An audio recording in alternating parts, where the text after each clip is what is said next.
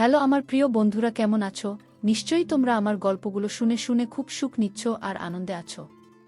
তোমাদের আনন্দ দিতে আমি নিয়মিত তোমাদের জন্য নতুন নতুন ভিডিও নিয়ে হাজির হই। তো বন্ধুরা, আর দেরি না করে জলদি ভিডিওতে লাইক দিয়ে চ্যানেলটি সাবস্ক্রাইব করে নাও। ভূপেন বাড়িতে পৌঁছানোর একটু আগেই নামল ঝরঝরিয়ে বৃষ্টি। কাকভেজা হয়ে ওদের বাড়ির সামনে এসে দেখি ওর মোটরসাইকেলটা নেই। তার মানে আমাকে না নিয়েও চলে গেছে। এত রাগ হলো যে বলার মতো না। ছুটির দিন দুপুর বেলায় কোথায় ঘুমাব, তার বদলে ভিজে গোসল করে রাস্তায় দাঁড়িয়ে আছি। এখন বাড়ির সবাই শুয়ে পড়েছে, ডাকাডাকি করলে কপালে বোকাছকা আছে। দুপুরটা এখানেই কাটাতে হবে। এ বাড়িতে ভূপেন ছাড়া ওর দিদি রিয়া থাকে, আর ওদের কাজের লোক গীতাদি। নাম ধরে বেশ কয়েকবার ডাকাডাকি করলাম, কিন্তু বোধ হয় বৃষ্টির জন্যই কেউই বের হলো না। ভূপেনের ঘরে ঢোকার একটা রাস্তা আছে। বাড়ির পিছন দিয়ে দরজা খুল না দেখে বাধ্য হয়ে ওই পথ দিয়ে বাড়ির পিছনে গেলাম। যদিও এখন একেবারে গোসল করে গেছে, কিন্তু বৃষ্টিটা এখন খারাপ লাগছে না। ভূপেনের পিছনের দিকের বারান্দার ছাদ টিনের, তার উপর বড় বড় বৃষ্টির ফোঁটা পড়ে একটা অদ্ভুত সুন্দর শব্দ হচ্ছে। সরু গলি পেরিয়ে ঘরের পাশে এসেও ডাকলাম, কেউ সাড়া দিল না। উঠোনটা পেরিয়ে বারান্দায় উঠে যা দেখলাম তাতে চক্ষু চরকগাছ হয়ে গেল। রিয়াদে ঘরে বসে কাপড় কাচ্ছে। বৃষ্টি আর কলের জলের শব্দে বোধহয় আমার গলা শুনতে পায়নি। রিয়া দিকের সম্পূর্ণ দেখা যাচ্ছিল, একটা সুতোও নেই। বিন্দু বিন্দু জলের ফোঁটা, ভেজা চুল ছড়িয়ে আছে পিঠমা কয়েক মুহূর্তের দেখা, কিন্তু তাতেও লাল সুতোর মাদুলি আর পায়ের কালো চুলের রাশি আমার চোখ এড়াল না। হঠাৎই রিয়াদের চোখ পড়ল আমার উপর। শিবলু, কি করছিস এখানে? লাফিয়ে উঠে আড়ালে চলে গেল ইয়াদি। আমি চোখ নামিয়ে নিলাম। আমি এক্ষুনি এসেছি। আমি অনেকবার ডাকলাম, কেউ সাড়া দিল না, তাই গলা কাঁপছে আমার। ওখানে দাঁড়িয়ে আছিস কেন? ভিতরে চলে যা। আমি পুরো ভিজে গেছে দিদি। তাতে কি, জামা প্যান্টটা ওখানে ছেড়ে ভিতরে যা। ঘরে তোলে আছে, নিয়ে নে। ভয় নেই, ভিতরে কেউ নেই। একটা কথা ছিল কি, আমি একবার ভিতরে আসব। সারা গায়ে ধুলো লেগে আছে। কিছুক্ষণ চুপ করে রিয়াদে বলল, আয়। আমি আস্তে আস্তে ঘরে ঢুকলাম, মাথা নিচু করে। চৌবাচ্চা থেকে জল নিয়ে ঝাপটা মারল মুখে। তারপর ঘুরে বেরিয়ে আসার মুখে রিয়াদের গলা শুনলাম। ও কি হলো? ভালো করে ধুয়ে গা হাত পা। জামাই এখানেই ছেড়ে রাখা, আমি ধরে দিচ্ছি। এবার যেন অজান্তেই তাকিয়ে ফেললাম রিয়াদের দিকে। একটা ভেজা সাদা তুলে আগেকার ঢাকা, তাতে থেকেছে বটে, কিন্তু আকর্ষণ বেড়ে গেছে, কয়েক গুণ ভেজ আসার কারণে আরও স্পষ্ট হয়ে উঠেছে। কি হলো? তাড়াতাড়ি করো শিবলু। কতক্ষণ এভাবে দাঁড়িয়ে থাকব? আমি মাথা নিচু করে শার্ট আর গেঞ্জি খুলে মেঝেতে রেখে বেরিয়ে আসতে যাব। এমন সময় আবার রিয়াদে বলে উঠল, এটা ছেড়ে রেখে বেরিয়ে যা। আমি পিছন ফিরে আসছি। রিয়াদ সত্যি পিছন ফিরল কি না তা দেখার সাহস হলো না। কোনো রকমে তা থেকে নামানোর সময় আর এক বিপত্তি ঘটে। বৃষ্টিতে গায়ের সঙ্গে আটকে থাকা সবই নেমে গেল। তাড়াতাড়ি সেটা তোলার আগেই পিছনে খিলখিলিয়ে উঠল ইয়াদি। বেশ বুঝলাম তার সততা, শত তুললে আচমকায় মুখ ফসকে বেরিয়ে গেল, কথাটা বেশ করেছি। যা পালা। রিয়াদের গলার স্বরে একটা মজার আভাস পেলাম, ভয় শিরশিরানিটা একটু কাত। নিজেই নিজেকে প্রশ্ন করলাম, তাহলে কি রিয়াদ ইচ্ছা করে এখানে ঢুকতে দিল আমাকে?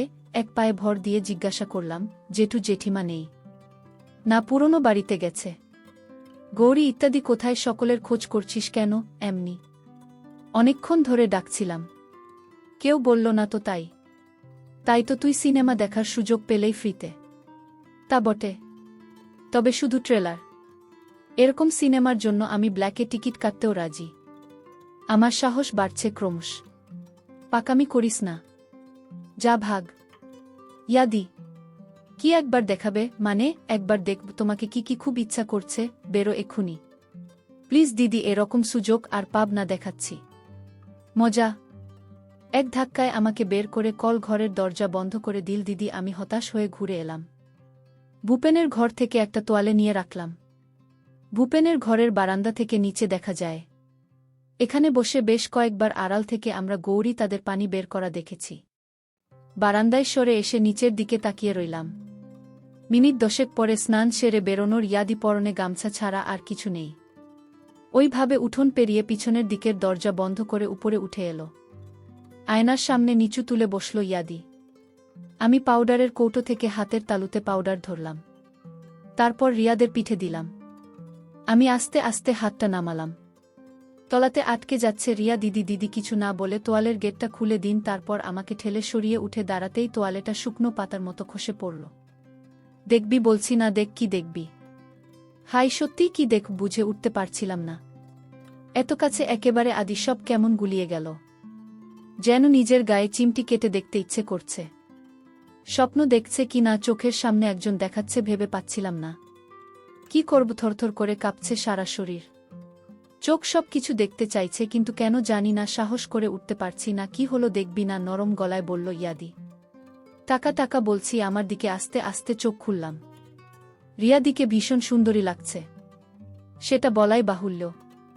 টানা টানা চোখ, জোড়া ভ্রু সব মিলিয়ে অনেকটা দক্ষিণী সিনেমার নায়িকাদের মতো দেখাচ্ছে।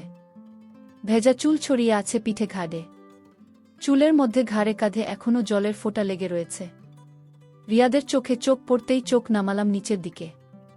এবার আমি সরাসরি সব কিছু দেখতে পাচ্ছি।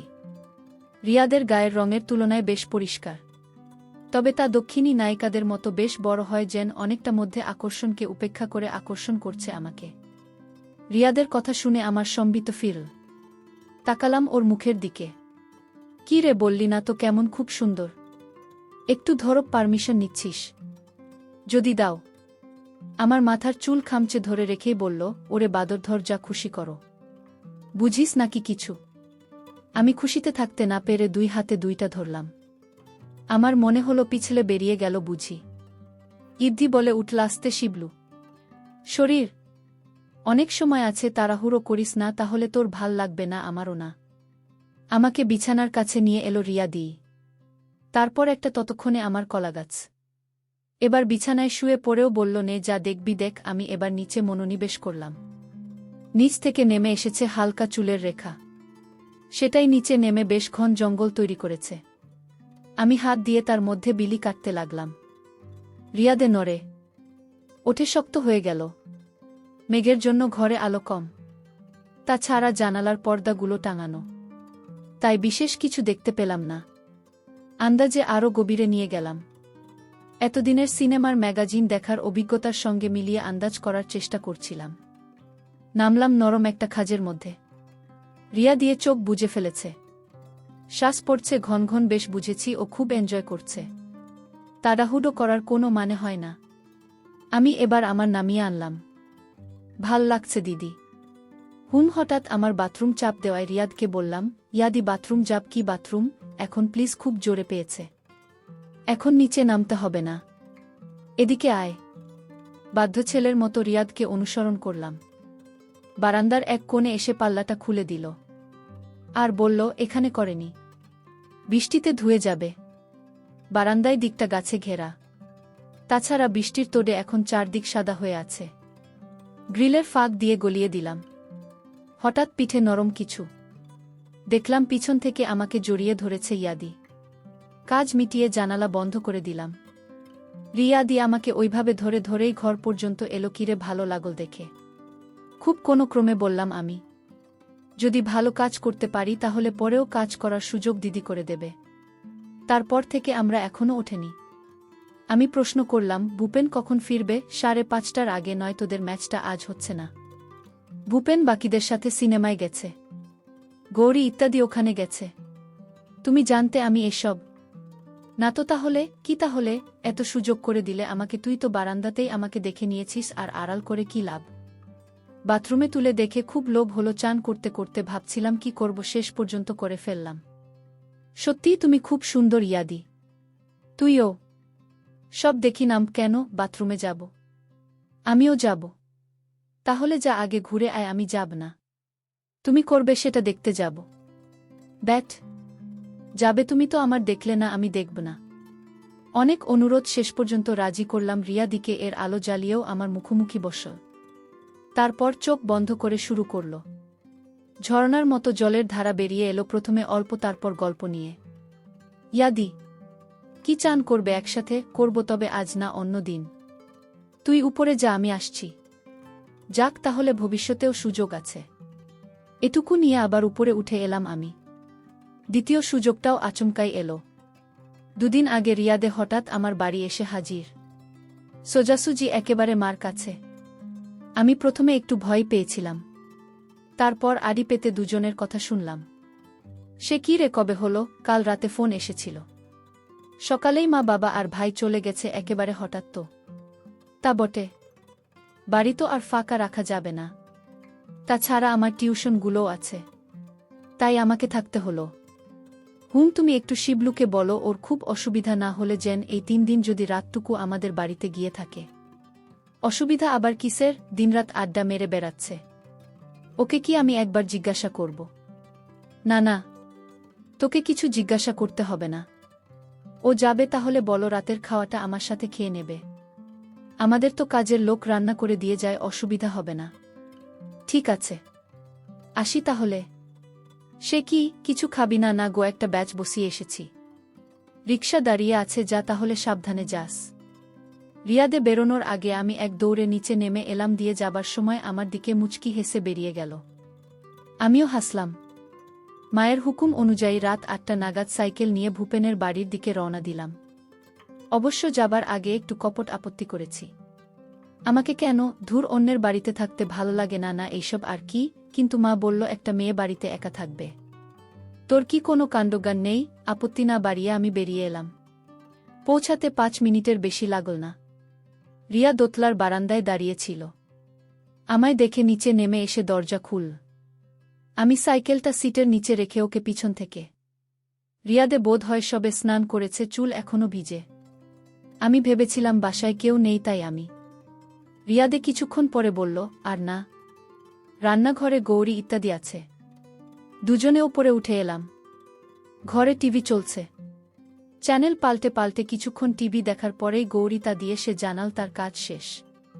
রিয়াদের নিচে গিয়ে দরজা দিয়ে সে কাউকে ফোন করল, সম্ভবত ভূপেনকে। কারণ হ্যাঁ, সব ঠিক আছে, চিন্তা করিস না, শিবলু থাকবে, বাবা মার খেয়াল রাখি, সেই কথাগুলো কানে এলো। ফোন রেখে ঘরে এসে রিয়াদে জিজ্ঞাসা করল, কি রে, কিছু খাবি এখন? হ্যাঁ, তোমাকে। খুব পেকেছিস, দাঁড়া, তোর হচ্ছে। বারান্দার জানালাগুলো বন্ধ করে রিয়াদে পাশের ঘরে চলে গেল। আমার আর তর সইছে না। বুকের মধ্যে কেমন একটা করছে, গলা শুকিয়ে আসছে। ঠিক ভেবে উঠতে পারছি না যে রিয়াদের মতো আপাতগম্ভীর একজন মেয়ে আমাকে ডেকে এনেছে। কয়েক মিনিট পরে ঘর থেকে রিয়াদে ডাক দিল, আয় ঘরে আয়। পাশের ঘরে গিয়ে বেশ অবাক হলাম। এর ঝুল হাঁটু অবধি, সারা ঘরে একটা হালকা ধূপের গন্ধ। রিয়াদে, টিউব নিভিয়ে দিন। এরপরে থাকবি নাকি? না, শর্টস আছে ভিতরে। এই ঘরে একটা টিভি আছে, সেটাতে নির্বাক যুগের ছবির মতো শাহরুখ খানের কোনো সিনেমা চলছে। খেয়াল করলাম সবটা জানালা বন্ধ। পর্দা টানা জামা চেয়ারের উপর রেখে বিছানায় গিয়ে বসলাম। রিয়ালিটি বন্ধ করল। এখন শুধু ঘরে জ্বলে থাকা টিউবের আলোয় ঘর আবছাভাবে আসছে। রিয়াদে ফিসফিসিয়ে বলল, কি হলো? তখন তো সিটের তলাতেই শুরু করেছি। এখন চুপ কেন? ভাবছি কি 2টা কথা। শুনি 1 নম্বর, যা হচ্ছে সেটা সত্যি না স্বপ্ন?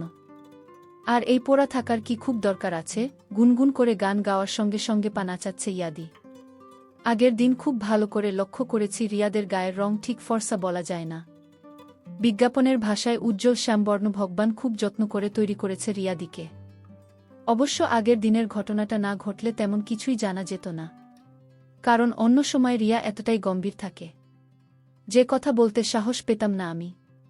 পাড়ায় রিয়াদের দারুণ সুনাম, ভালো মেয়ে, বিএ এমএ দুটোতেই ফার্স্ট ক্লাস, ইংলিশের টিউটর হিসাবে দারুণ ডিমান্ড। আমি আর দেরি করলাম না।